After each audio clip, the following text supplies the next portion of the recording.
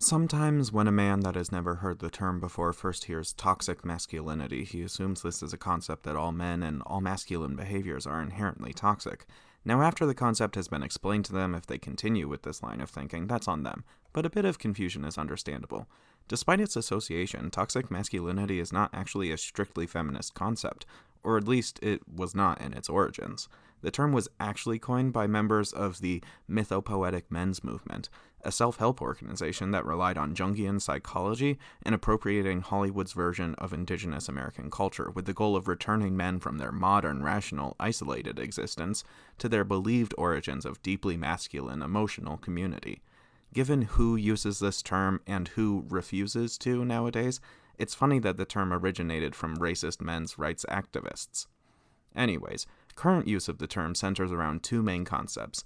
One, there are elements of traditional masculinity that are detrimental to both individuals of all genders and society at large, and two, imposing norms of masculinity on all men and prohibiting expressions of traits traditionally deemed feminine in men is itself toxic. Take, for example, the traditionally masculine trait of desire to marry and have sex with a woman. There's nothing inherently wrong with this desire by itself, but when its importance is stressed beyond being a desire to being a necessity, when you aren't considered a man unless you've had sex with a woman, toxicity develops. It harms straight men because it tells them to center their self-esteem as a man around whether or not a woman wants to have sex with them. It harms women far worse, as they are treated as objects to be won as a prize by men. It harms society, as individuals consider themselves failures if they haven't had sex at a certain age and may end up starting a family before they're ready for one. And when the desire that some have is expected to be shared by all men, it harms gay men, as they are treated as perverted for not sharing the same inclination. Let me reiterate, there's nothing inherently wrong with a man's desire to marry a woman. It can be a very healthy masculine trait. A man that betters himself for his wife is improving society. A man that wants his wife to be happy is putting the needs of others before his own. A man that wants to build a better future for his children cares about helping his community. But if that desire becomes an obsession or a social expectation, it can lead to low self-esteem, bullying, objectification, sexual violence, and homophobia. That's the basic idea of toxic masculinity. Very few traditionally masculine traits are toxic by themselves in a vacuum. It's good to want to protect others, it's good to have ambition and to be competitive, it's healthy to have a sex drive. But when the masculinity is used as justification or inspiration to destructive behaviors and manipulative practices, it is toxic.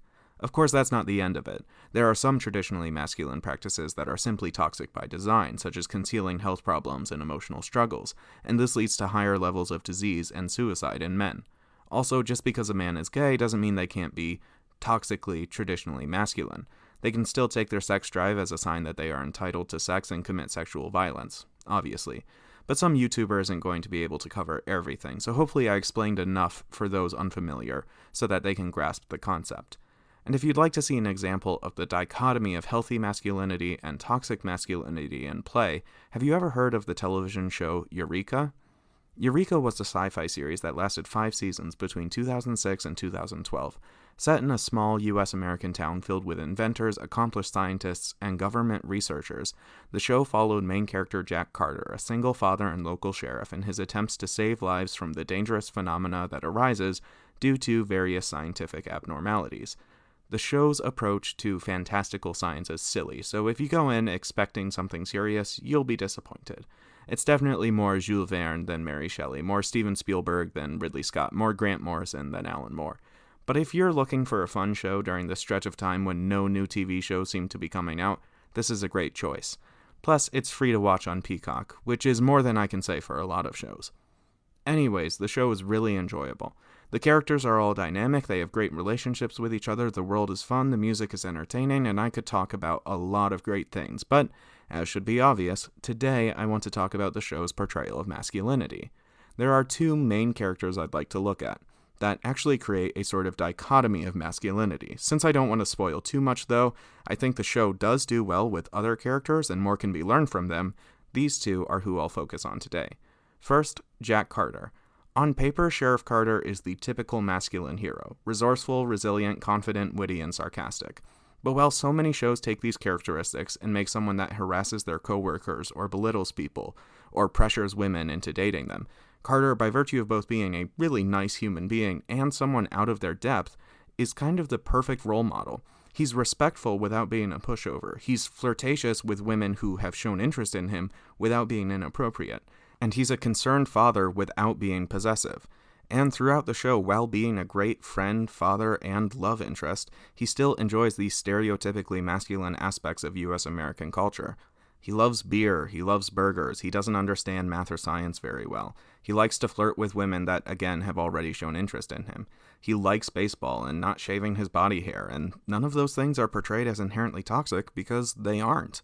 He can be your stereotypical American man and still respect women, stand up to bigotry, and do a great job raising a daughter that's smarter than him, which he accepts happily on his own. In fact, despite being summarily surrounded by people smarter than him, he doesn't let that bother him, as he recognizes his own self-worth as a street-smart man. He's not intimidated by a woman having more intelligence or power than him. That directly contrasts with the character Nathan Stark, at least at the beginning of the series. He's the traditional antagonistic protagonist. I don't know if that makes sense. You know, the Inspector Lestrade, Detective Lester, La Cienega Boulevardes type character. You know, somebody that's still on the main character's side, but makes it difficult all along the way through insults and distrust. Modeled after the Marvel character Tony Stark, Nathan is another personification of the American masculine fantasy. He's incredibly smart, muscular, talented, successful, rich, and handsome. In fact, a lot of shows, books, and movies would love to have a lead character exactly like him, but for the entirety of the first season, he's shown to be, despite his success, unliked. He's arrogant, makes decisions for women without asking them, refrains from showing emotion, and bullies his subordinates. In a world where it is incredibly common to have masculine male heroes and effeminate male villains, Eureka flips it by having the two opposing characters be representations of traditional masculinity, but one is toxic, while the other is healthy. The show also demonstrates that over time, Nathan can unlearn his toxic behaviors. He becomes humbler, he listens to women more, he becomes a better boss. In fact, multiple characters come in with an amount of misogyny that they learn to confront and unpack. Furthermore, there are toxic men that are not traditionally masculine, as well as men that are not traditionally masculine that are strong, heroic individuals. There's so much more I could talk about with this show. I just wanted to touch the surface. Henry has an arc demonstrating the importance of men dealing with their trauma and grief. Fargo goes from toxic to positive. Vincent is one of the few gay characters in sci-fi whose sexuality is not essentially tied to his character. That isn't to say that it's a bad thing for a character's arc to be about their sexuality by any means. But the world needs both. And there's some things I would happily criticize as well, especially in the second season.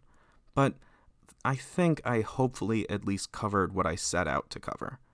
Masculinity is not toxic by design. It, like almost anything else, can be used in positive and negative ways. I believe that media benefits from offering both critiques and positive role models of masculinity, as Eureka did. And if you're looking for enjoyable, positive sci-fi, you can do much worse.